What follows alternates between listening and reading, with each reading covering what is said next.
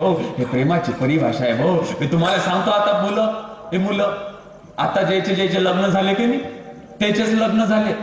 आता तुमचे लग्न होणे नाही, अजिबात नाही, गॅरंटीच नाही. सोपान मग तुमचं निर्माण नाही. आता काही नाही, आपण बियाले राहणार, काही विषय नाही. आता अजिबात लग्न होण्याच नाही ना तुमचं.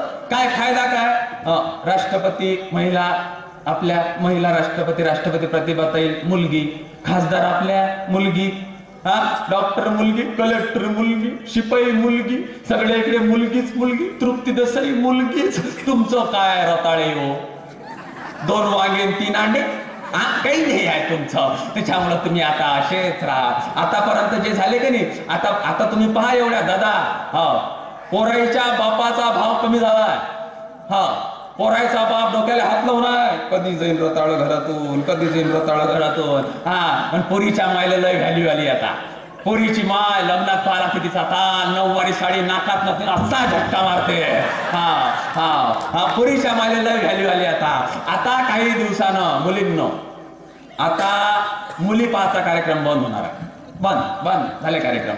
आता कार्यक्रम होणे नाही, आता मुलगा पाहाचा कार्यक्रम सुरू होणार आहे. काय पाहा तुम्ही आता. काही दिवसानं खारतडी गावची मुलगी अमरावती वाल्याला फोन करा, काय करून राहिली ग? ते म्हणून काही नाही बा, आताच इंजिनियर पास झाली. अरे त्या आपल्या मोर्शीवाल्याचा भरपूर फोन येत आहे, त्याच्यासाठी गेलो पाहिजे आपण, मुलगा पाहायला पाहिजे. मग ह्या दोघी मुली, इर्टिगा गाडी, व्हाईट इर्टिगा गाडी, त्याच्यात व्हाईट सँडल, व्हाईट कपडे घालून 2 मुली बसणार, समोर ड्रायव्हर, हे त्याची जाणार, गाडी थांबणार, हॉर्न वाजणार. हा मुलगा बाहेर घराच्या बाहेर रांगोळी काढत असेल, रांगोळी. मग हे गेल्यावर तो लाजून अंदर जाणार. मग ह्या मुली पांढरा बुटाचा पांढरा पाय तिथं टाकणार, अंदर बसणार. अंदर बसल्यावर तो मुलगा पोहे आणणार, मग ह्या पोहे खाणार. मग ह्या तिथं दोघी बसणार, त्याला विचारण तुला काय झालं? तो म्हण माय 10वी झालं. बाकी तुला काय ते शेती किती आहे काय? तो म्हण आहे 4 एकर. मग ह्या मुली म्हणा राय तू BLच. भाऊ काही दिवसांना हा कार्यक्रम येणार आहे भाऊ. त्या स्त्रियांच्या तुलनेत आमचं पुरुषांचं योगदान फार कमी झालं आहे. 100 मुलांच्या मागं 80 मुली राहिल्या. काय करणार? मुलीच नाही. स्त्री भ्रूणहत्या वाढायला लागली. आमच्या मुलीचं घराच्या बाहेर निघणं कठीण झालं. आमच्या मुली, कालपर्यंत मी म्हणायचो का तोंडाला बांधणं नाही पाहिजे, पण आता म्हणायची वेळ आली का मुलीनं तोंडालाच बांधा. का वेळ आली आहे? आमच्या प्रियंका आणि अंकिता सारख्या हत्याकांड आमच्या समोर बाहेर आले. काकू, स्त्रियांची एकच व्याख्या सांगतो, कान खोलून ऐकायची. स्त्री सुंदर असते की माहित नाही, पण मुळात स्त्री असणं हेच फार सुंदर असतं. आणि त्यातल्या त्यात ते वासनेचा निखळ यंत्रणा होता. माणूस म्हणून जगत असेल ना, ते खरं सौंदर्य असतं. भाऊ, गुलाब में काटे का, प्यार में चाटे का, व्यापार में घाटे का बड़ा महत्व होता है. गुलाब में काटे का, प्यार में चाटे का, व्यापार में घाटे का बड़ा महत्व होता है. गणित में जीरो का, फिल्मों में हीरो का, युद्धभूमि में वीरों का बड़ा महत्व होता है. यारों में यारी का, पंढरपुर में वारी का, और भारत में नारी का बड़ा महत्व होता है. मेरे भाई और बहनों, यत्र नार्यस्तु पूज्यन्ते. चलो बोला, भारत माता की. स्त्री शक्ती आहे, स्त्री शक्तीनं आपली ताकद वेळेवर रोखायला पाहिजे.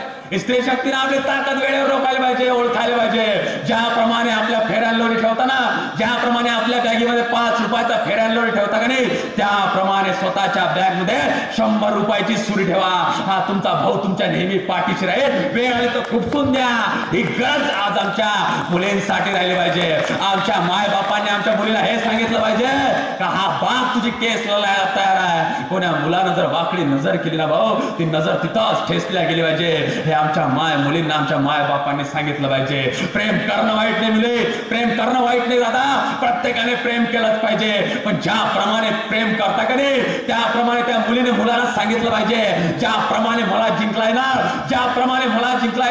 त्याचप्रमाणे ज्या दिवशी माझ्या आई वडिलांना जिंकशील ना, त्याच दिवशी तुझ्या आयुष्याची साथीदार झाल्याशिवाय राहणार नाही. हे आमच्या मुलींनी सांगितलं पाहिजे. आणि आमच्या मुलांनी कान खोलून ऐकलं पाहिजे. आमच्या मुलांनी ज्याप्रमाणे स्वतःच्या बहिणीचा आदर करता का नाही, त्याप्रमाणे दुसऱ्याच्या बहिणीचा आदर केला पाहिजे आणि त्या मुलीला सांगितलं पाहिजे ज्याप्रमाणे तुला जिंकलाय ना, ज्याप्रमाणे तुला जिंकलाय ना, त्या दिवशी तुझ्या घरच्यांना जिंकेल ना, त्याच दिवशी तुझा हात पकडल्याशिवाय राहणार नाही. तेव्हाच हा खरा तरुण भारत निर्माण होईल आणि प्रियांका आणि अंकिता सारखे हत्याकांड बंद होईल. भाऊ, हे खरं प्रेम केलं पाहिजे.